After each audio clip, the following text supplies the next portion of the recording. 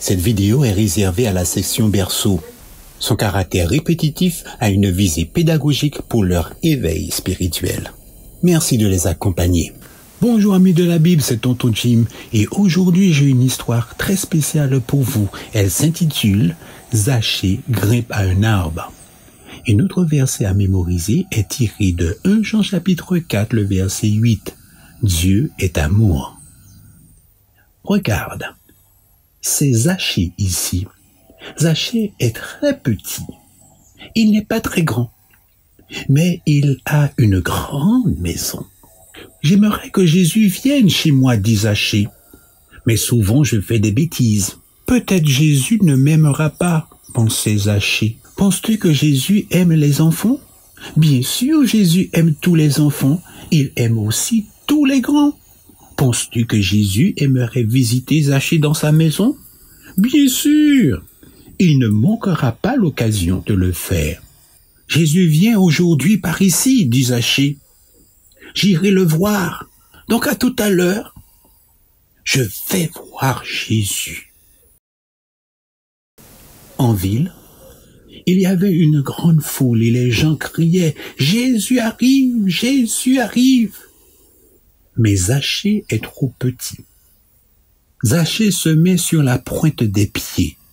Il saute un peu partout, sans arriver à voir Jésus. Pauvre Zachée, il veut tellement voir Jésus. Alors Zachée réfléchit rapidement à la situation. Voici un arbre, dit-il. Je grimperai et certainement je verrai Jésus lorsqu'il passera ici. Grimpe, Zachée, grimpe! Avez-vous vu jusqu'où Zachée a grimpé dans l'arbre? Regarde, Zachée, regarde! Que vois-tu? Zachée voit Jésus se rapprochant de lui et une grande foule le suit. Jésus marche jusqu'à la hauteur de l'arbre où Zachée est haut perché. Et puis il s'arrête. Il regarde vers lui. Jésus a vu Zachée et lui dit « Salut Zachée ». Jésus lui fit un large sourire et Zachée fit de même. Zachée, dit Jésus, « Descends, descends, car aujourd'hui je dois aller chez toi. » Youpi, Jésus va chez Zachée. Alors Zachée descend rapidement de l'arbre et Jésus alla chez lui dans sa grande maison. Bien que Zachée ne faisait pas toujours ce qui est bien, Jésus n'a jamais cessé de l'aimer. Il y a un petit chant qui nous rappelle cette belle histoire. Veux-tu le chanter avec moi? Zachée était un tout petit homme brun. Il monta dans un grand sycomore pour voir le Seigneur Jésus. Le Seigneur Jésus passa dans ces lieux, il leva les yeux et dit, « Zachée, descends, chez toi je demeure aujourd'hui, chez toi je demeure aujourd'hui. » Zachée était un tout petit homme brun. Il monta dans un grand sycomore pour voir le Seigneur Jésus. Le Seigneur Jésus passa dans ces lieux, il leva les yeux et dit, « Zachée, descends, chez toi je demeure aujourd'hui, chez toi je demeure aujourd'hui. » Prions. Tendre Père, merci de m'aimer quand je ne le mérite pas. Aide-moi à toujours être bon. Au nom de Jésus. Amen.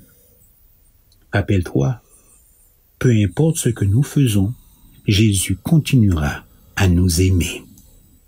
Au revoir et à bientôt.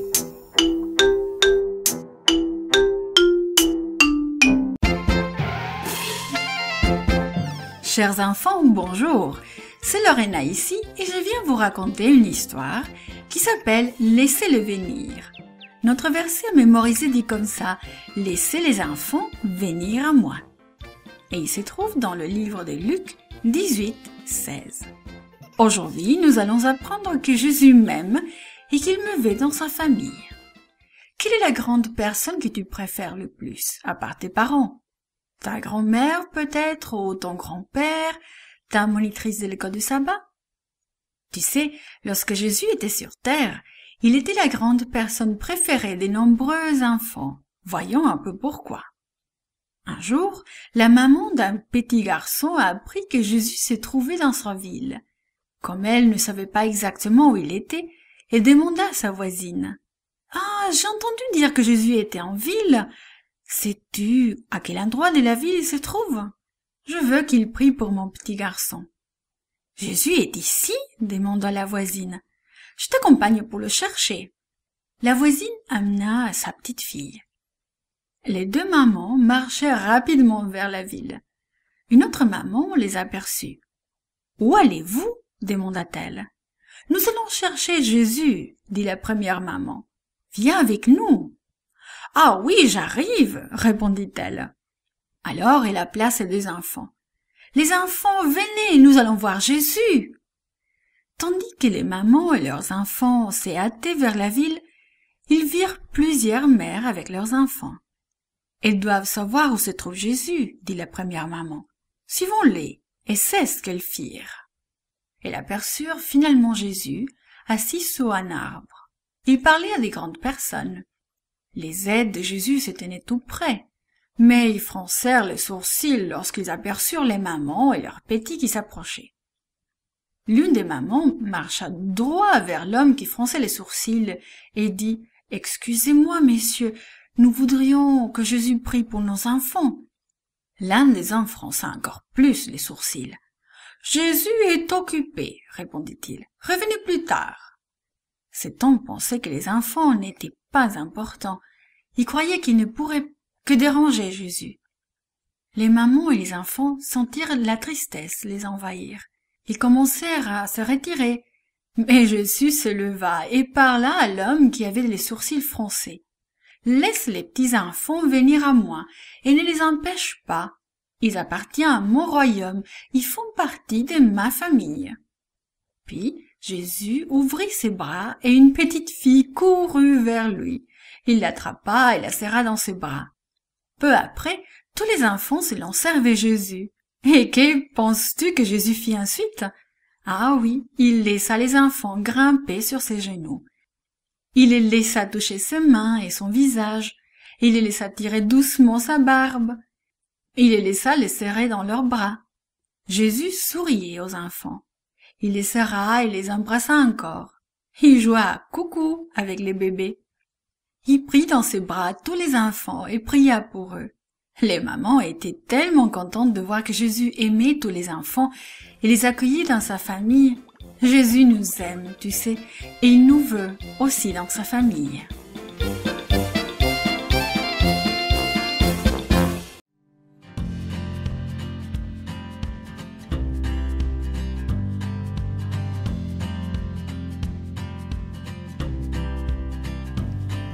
Bonjour, c'est Virginie. La leçon d'aujourd'hui a pour titre « Trop précieuse pour être perdue ». Le verset à mémoriser se trouve dans Luc 19, verset 10, « Car le Fils de l'homme est venu chercher et sauver ce qui était perdu. » Cela m'est arrivé personnellement.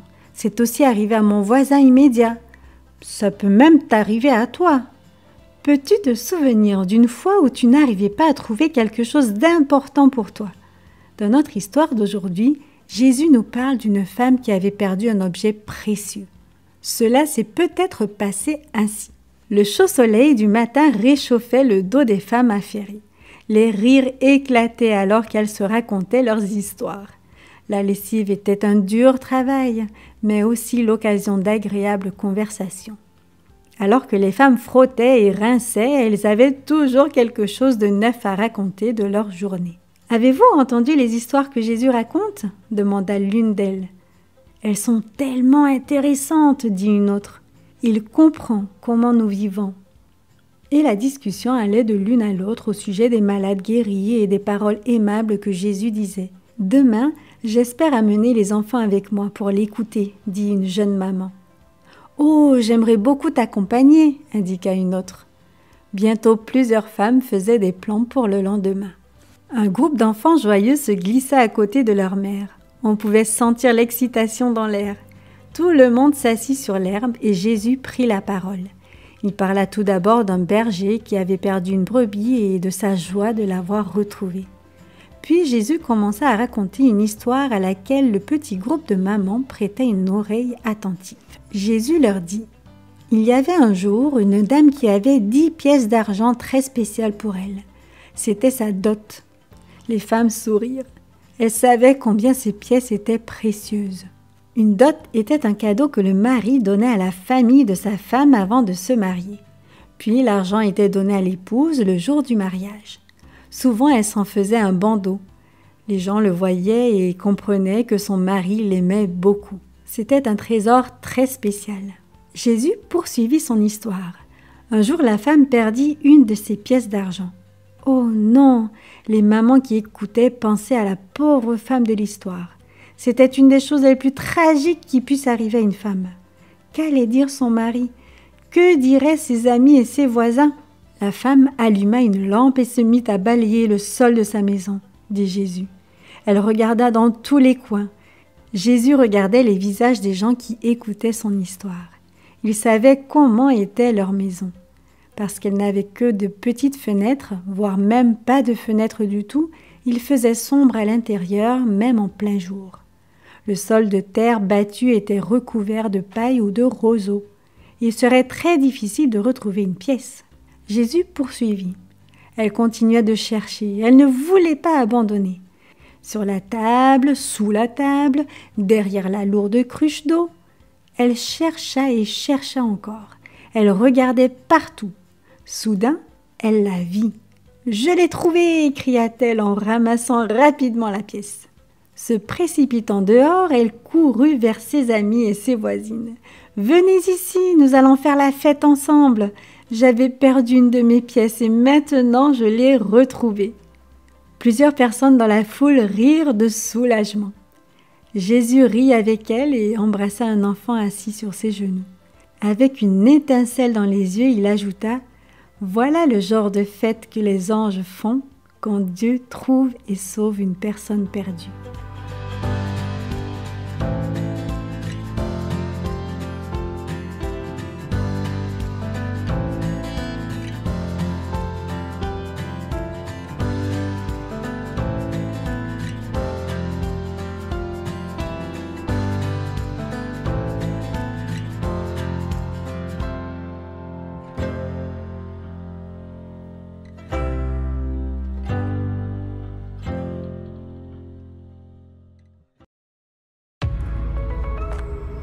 Coucou mon jeune ami, je suis heureuse de te retrouver pour le partage de notre leçon qui a pour titre « Au milieu de la nuit en Galilée ».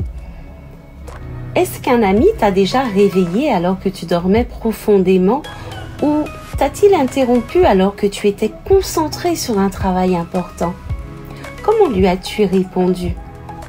Écoutons comment Jésus a raconté une histoire similaire et tu y trouveras la solution pour répondre à tes amis lorsqu'ils auront besoin de toi.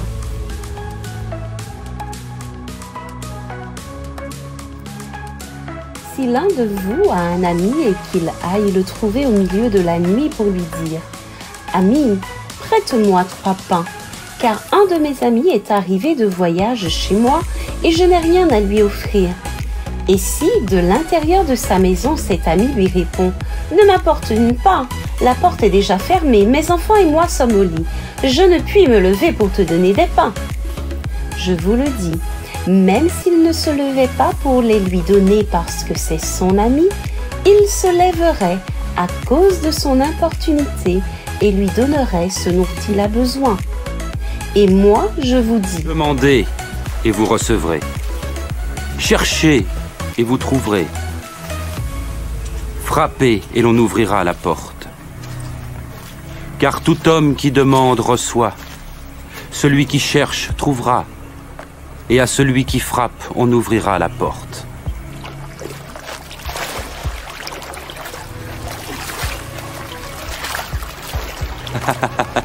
Si l'un de vous est père, donnera-t-il à son enfant un serpent quand il demande un poisson? Ou un scorpion quand il demande un œuf? Si donc vous qui êtes mauvais savez donner de bonnes choses à vos enfants, à plus forte raison notre Père Céleste donnera-t-il l'Esprit Saint à ceux qui le demandent. Qu'avons-nous retenu? Notre verset à réciter résume parfaitement notre récit. L'ami aime en tout temps et un frère est là pour aider dans la détresse. Ceci est tiré de Proverbe 17, le verset 17. Jésus nous montre par ces paroles que le but de nos préoccupations ne devrait pas être de savoir ce que nous devons recevoir, mais ce que nous pouvons donner. Dans nos rapports avec nos semblables, nous devons nous mettre à leur place, essayer de comprendre leurs sentiments, leurs difficultés, leurs déceptions, leurs joies et leurs douleurs. Nous devons nous identifier à eux et les traiter comme nous aimerions l'être si nous étions dans la même situation. Jésus nous enseigne ainsi comment avoir des relations positives avec les autres. Il enseigne également l'importance d'apporter nos besoins à Dieu par la prière, car il écoute à n'importe quelle heure du jour ou de la nuit. Il ne nous rejette jamais. Nous avons vu par ailleurs que lorsque nous aidons nos amis dans le besoin, que cela nous arrange ou non, nous répandons l'amour de Dieu et créons des liens avec les autres.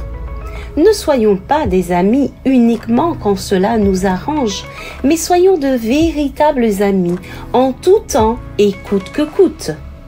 Parce que Dieu nous aime en tout temps, nous voulons toujours refléter son amour auprès des autres. Prions. Seigneur, aide-nous à devenir de véritables amis au cours de la semaine et qu'à travers nos amitiés, nous puissions refléter ton amour au nom de Jésus-Christ. Amen.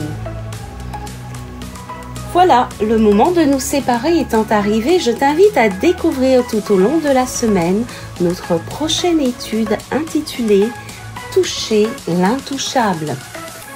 En lisant Marc 1, 40 à 45, Matthieu 8, 2 à 4 et le chapitre 27 du livre Jésus-Christ. Et je te donne rendez-vous samedi prochain à la même heure. Dieu voulant, bye bye!